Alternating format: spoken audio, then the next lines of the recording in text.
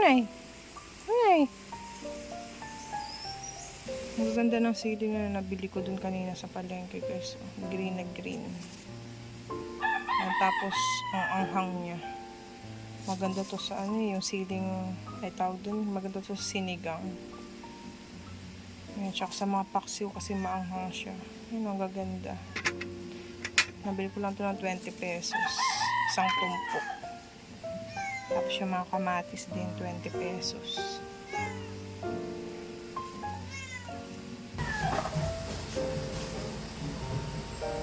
So, maghihiwa tayo ng langka guys. Kasi magagata tayo.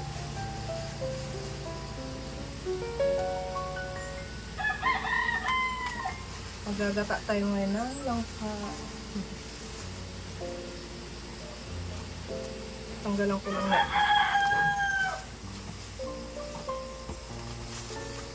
Naglagay lang ako ng plastic para yung dagta niya hindi dumikit sa kamay ko.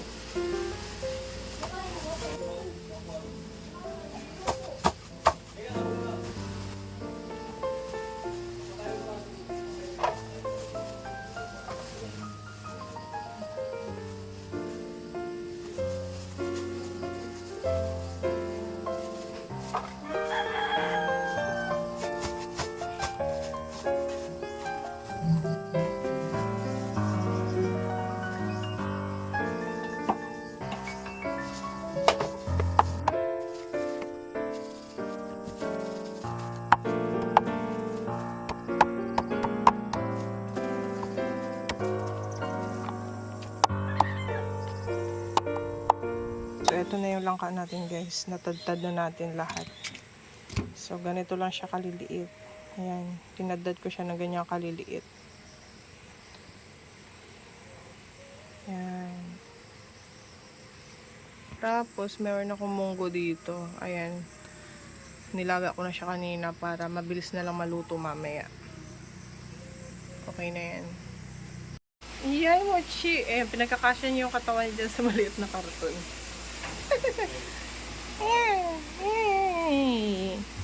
Taba-taba mo na, mochi. Yan, so hugasan lang natin to guys.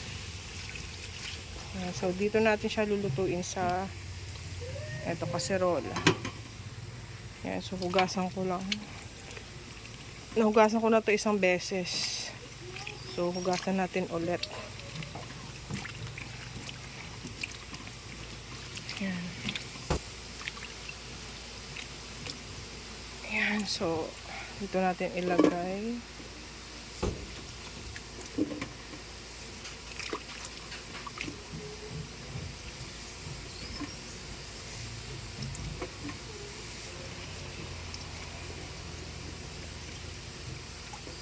Yan.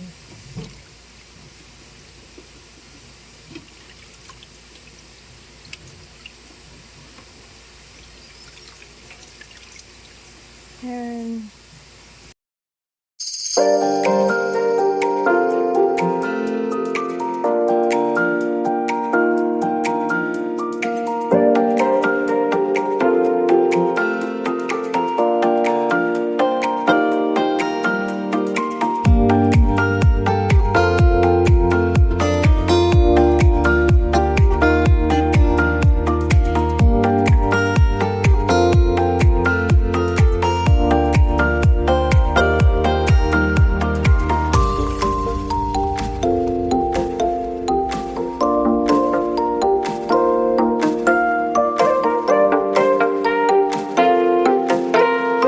So ilalagay na natin guys yung pangalawang gata para sa langka.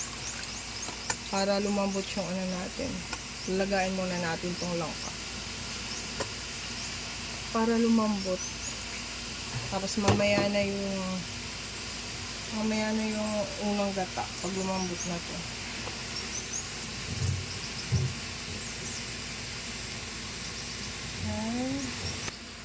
So, ito yung unang piga natin na gata, guys. Mamaya na to. Ayan, so, palalambutin muna natin yung ating langka.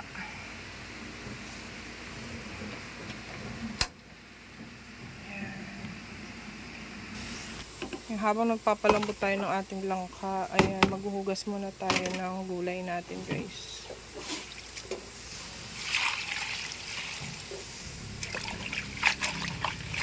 Ito yung talbos ng kamote, guys. Ayan. So, binili ko kanina to sa may, pumunta kami ng palengke. 10 piso isang palo. Gasa natin mabuti.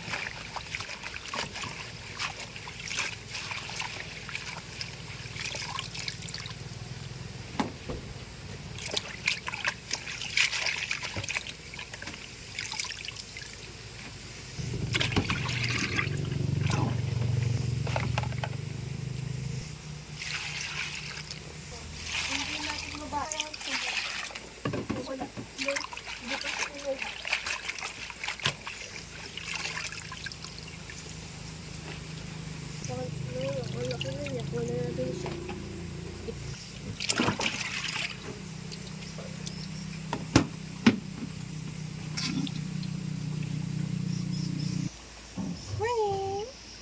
Hi!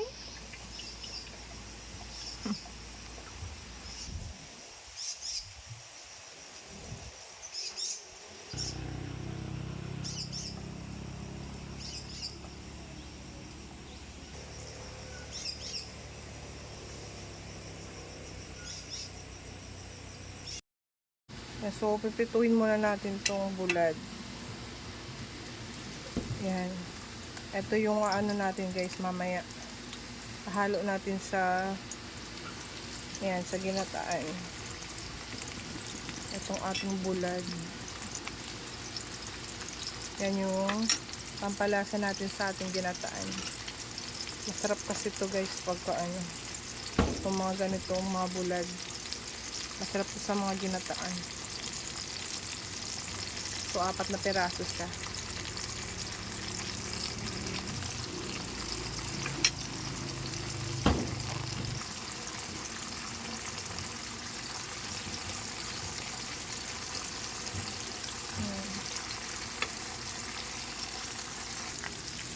Ayan, so balik na rin na natin, guys.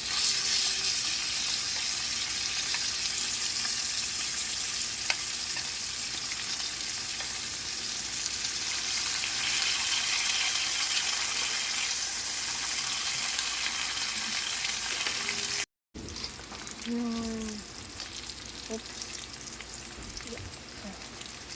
Balik na rin natin. Maganda yung crispy-crispy. Kasi halo natin dun sa langka. Pa-crispy natin ng konti. Ngayon siguro tong isa. Yan. Ay, nasira.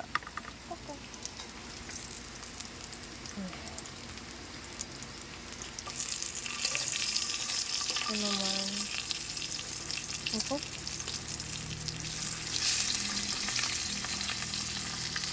Ayan, so ilagay na natin itong sibuyas. Tapos, itong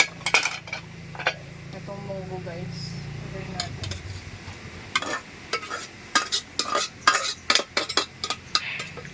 Ayan.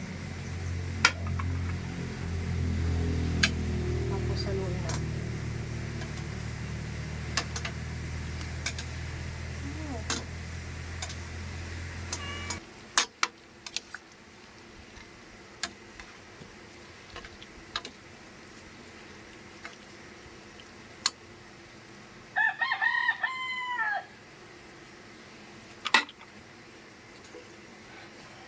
Pa natin ulit.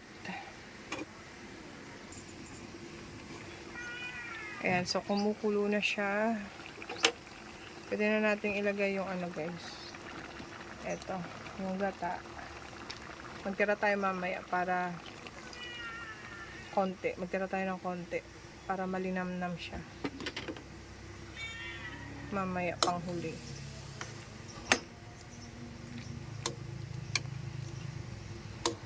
Yan.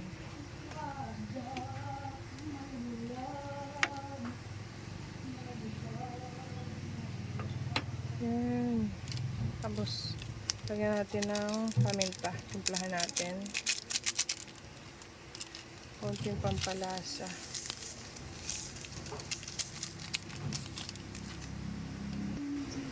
Asin. Lita ng asin. Naku, sarap nito guys.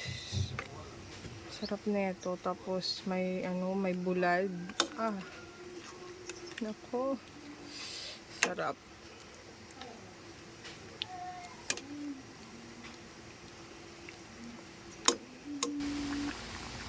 Yan, ilagay na natin tong ating bulad guys.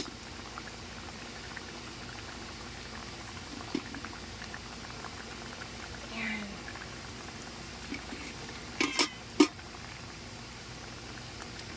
Sarap. Yan yung magpapalasa sa ating ginataang langka.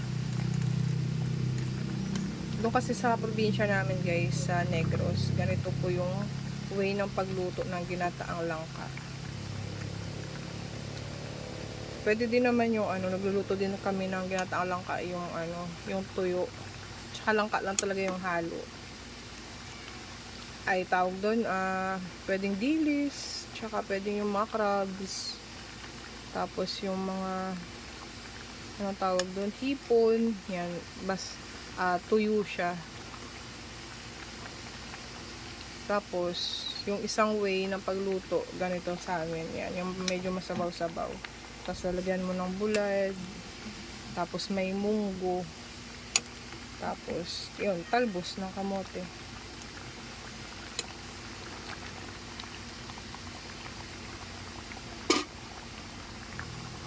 Yan, so, kaluto na nga to. Kaya, ilalagay na natin yung ating talbos. Ayan.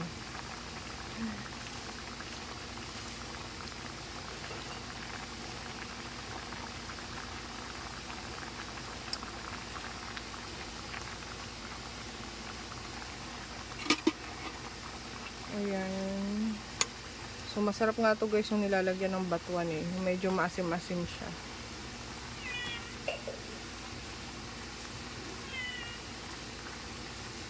Ayan.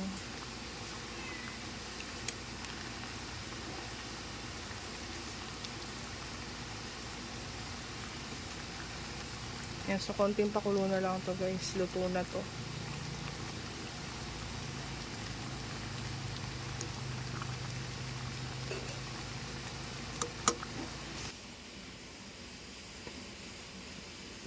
Yan, so nagsaing na tayo guys. Ayan, tapos na tayo magluto ng ulam. Last na lang yung sinaing.